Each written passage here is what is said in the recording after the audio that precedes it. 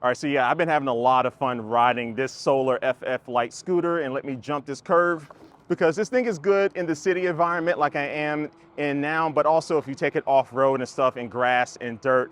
But the one thing I like about the scooter is that it comes in at $17.99, so $1,799, and that's a lot of money, but the performance that you get for it is actually pretty impressive for that price. So this thing has dual 1600 watt motors, one in the front and one in the rear wheel. And this is a 60 volt system. And basically you can run either both motors at the same time, or you can choose to run either the front or the rear motor. So I recommend that for people who are just riding one of these beasts for the first time, just doing one motor because it's a little bit easier for takeoff. But if you want the full power of takeoff, run both motors at the same time. All right, so now for my speed test, I am in sport mode. I'm using both of the motors and I am in gear 3. And I went inside of the settings and I enabled the hard start, so that should give me the fastest acceleration here. So let's get this thing going in 3, 2, 1, boom. And there we go, we burned off a little bit there. So we're already at 20 miles per hour, 22, 26. Steering is very stable, 33, 34, 36, and GPS app is showing 34, 35, 37. Oh yeah. And we're coming to the end here. And let me cross safely. So we got up to 37, maybe 38 miles per hour pretty quickly there. All right, so I turned around here. So yeah, that was pretty stable. I've been able to get up to 40 miles per hour.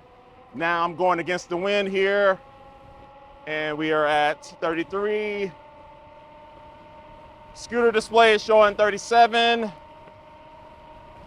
And we have a lot of wind here. Oh yeah, a lot of wind. So let me slow down here. All right, so I pulled over to the side here. But yeah, inside of the manual with the scooter, it says mode 1 will allow you to get up to 24 miles per hour, mode 2, 36 miles per hour, and mode 3, 40 miles per hour. Now on the website, they do say that this scooter can get up to 45 miles per hour, but for me, the 40 miles per hour has been what I've kind of maxed out at, and that's probably as fast as I would want to go on something like this, but maybe you'll be able to go a little bit faster if you are a little bit lighter than I am. And so yeah, right now I'm just pulling back on this twist throttle, and you can see that I'm getting up to speed very quickly. According to the bike's display, I'm at 30 miles per hour right now, 34 miles per hour.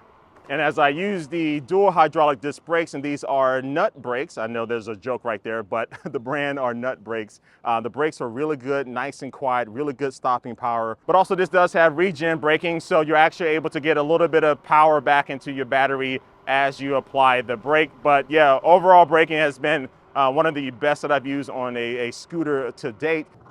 And the light is green, and I'm able to really beat all the other cars off the starting line. It's just really so fun to use. But yeah, you also do have custom dual hydraulic suspension on this thing. Nice bump right there, and I had to dodge those trees there. But yeah, just being able to go off-road or go over the curve like this is really nice and smooth. And you do have a decent amount of clearance underneath the deck on this scooter, so I don't know exactly how many inches it is, but you can see from this video, it's pretty decent. And you do have the options between tires. So I have the off-road tires, but they do have some on-road tires if you mostly plan to ride on paved surfaces, roads, bike paths, and stuff. But I think the off-road would be good for most people because it still performs well in the street and stuff. But when you do want to go on gravel or any type of loose type of dirt and stuff, this is just going to be a better all-around option in my opinion. And I did take this out in some grass and stuff, and it performed very well. And so I feel just as comfortable riding this thing in the street with a lot of cars going super fast, or just going out in different terrain when I'm on a bike path,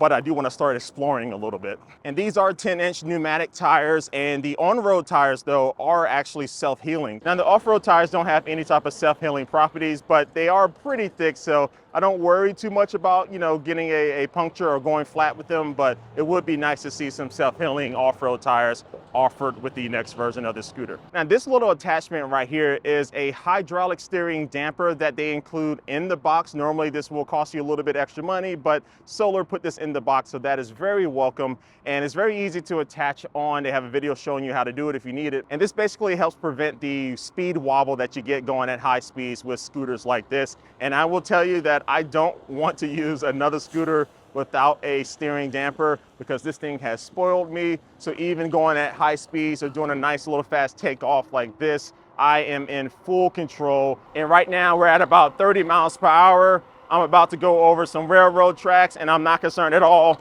as far as losing control because this thing just keeps me rock solid in place. And so compared to even like their P1 Pro scooter that I reviewed last year, when I did get up to speed on that, I had a little speed wobble, so I really had to focus on like my stance and make sure I get kind of low sometimes. This one I can stand upright, kind of loose, and not have any problems. So this thing is definitely super clutch. Oh, and this also does have a very wide custom rubber deck. So it has their logo on here, but also this rubber deck is a step up from their grip tape that they use on their previous scooters, which did the job, but was kind of like cheap feeling, I guess. This one does feel more premium and also is easier to clean.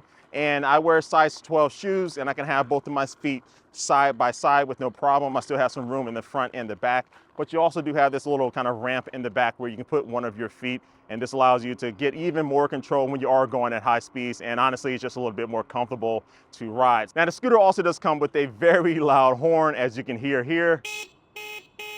Extremely loud, and honestly this is plenty loud for riding in the road with cars, but I wish there was some way to turn it down a little bit, because when I'm riding on trails and stuff, this is kind of a little bit of overkill, so I might find myself adding like a little kind of mechanical bell or something onto this. But also on the front you will find a pretty bright single headlight. The previous versions of the scooter did feature like a dual headlight kind of combination, but this headlight is nice and bright. You have a little button there on the stem that you can press to go between different modes, like a daytime running light, and also just a couple of modes of brightness there. And then also you do have 360 lighting on this scooter. So on the side, you will find some LED lighting on both sides of the scooter. So you can see it in the daytime, but it definitely shines at night, looks really slick. Now it would be cool to have some way to customize the color of these lights, but for right now, they're just this amber yellowish color. And then on the back, you will find a tail light that also doubles as a brake light. And then you will be finding some turn signals on this scooter as well. The controls for the turn signals are on the left-hand side of the handlebars, and the turn signals show up on both the front of the scooter and also on the rear of the scooter. Now, unfortunately though, the turn signals don't make any type of sound, so sometimes you can forget that you have them on. So I wish it had some type of blinking sound, but also I wish it did have some type of visual indicator on the display, but maybe next time. And speaking of the display, it's one of the best that I've used on a scooter because it's super bright, very nice viewing angles. As I look down right now, I can easily see the display, gives you all that relevant information, your speed, your battery life, all that good stuff.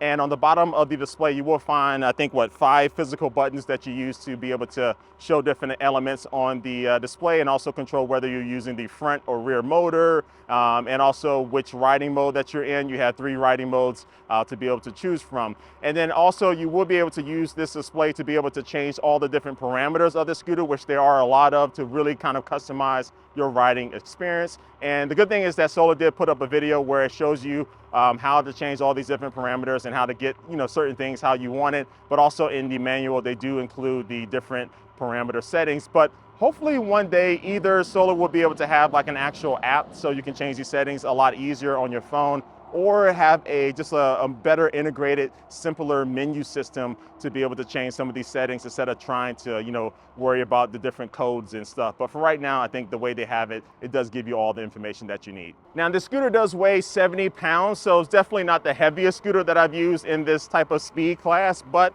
it definitely isn't light. But yeah, anyway, you can fold down the stem just using this little knob on the front, and then now it would be a little bit more compact to put into your car or just use for storage. But unfortunately, the stem doesn't lock in any way, so it does move around. So you kind of have to think about that when you are putting it in your trunk to try to prevent it from moving around and stuff. But when you are ready to ride, just fold that stem up and then use that same knob to tighten it up. And it's a pretty quick and fast process, and I had no issues with the knob or anything coming loose while riding. Now, I weigh around 220 pounds, but this scooter does support up to 330 pounds, so it can take all types of weight classes, and I'm about 6 feet tall. But one thing I will say is that the stem of this scooter does not raise up and down, so it's not adjustable like some of the other scooters that Solar does offer. And as far as range, you have around 45 miles that you can get with this scooter, but depending on the weight and terrain that you're riding on, that will go up and down, as far as how much you can actually get. But it does take around 7 to 8 hours to charge the battery on this scooter up fully, and they do include a fast charger in the box, so 7 to 8 hours doesn't sound like a very fast time, but just looking at the size of this battery, it actually is pretty good for charging. Oh, and again, I do have a twist throttle on my particular scooter, but when you are ordering this, you can choose between this twist throttle and also a thumb throttle as well. Now, Solar does give you multiple ways to be able to lock down the scooter so no one can just hop on and start riding away. So you can set up a 4-digit passcode. By default, it's 1234, but you can change that in the settings. Or you can also choose from a fingerprint option when you are buying the scooter. That's an additional cost, I believe, so you can go with that. But for default, they do give you a NFC card that you can use. So you hit the power button and then you just tap this NFC card here on the display, and then now you can get on and start riding. But if that wasn't enough, they also include a built-in security alarm inside of this scooter. So right now I have it unlocked, but I can lock it down, and now it's locked. So now if someone was to get on this scooter and move it, you can hear that it is beeping, and it does lock the rear tire, so no one can actually just get on and push it easily. They can still move it a little bit, but it does make this alarm sound. But do be aware that in order to use this security alarm, you have to make sure that the battery is on. And so on the bottom of the left-hand side, there is a little button that you actually have to press in before you can actually start the scooter. So when you do have that pressed in and the alarm is on, it will make a noise. But if someone does press that button and turn it off, it will also turn off the security alarm. So it kind of defeats the purpose a little bit, but hopefully the person doesn't know that, and hopefully they're not watching this video and figuring that out. Oh, and you also do have a USB Type A port on the right-hand side of the display, so you can charge up your phone at the same time while you're riding. And the scooter is rated IP54 for its water resistant, so they don't recommend you ride in the rain, but if you do get caught in the rain, you should be fine. All right, so look, final thoughts about this new 2024 model of the Solar FF Lite is that for the performance that you're getting for being under $2,000, this is a jam-packed scooter with the speed, the comfort with the dual suspension, and also the range when it comes to the battery life. All of this makes this a scooter that you can take out casually during the day and take it to a park and just go for a chill ride. But if you want to get around town as fast as possible, or you want to race some people, you can do that with this scooter because it just has that performance, but also it's in a style that's not too aggressive looking, but also nothing too boring as well. So just all around a jam-packed scooter that for $17.99, I think you're getting definitely what you pay for with the performance. And yeah, so I'll drop a link down for this scooter down below in the description of this video. But like always, I do want to thank you for watching this video, and I will catch you later. Peace.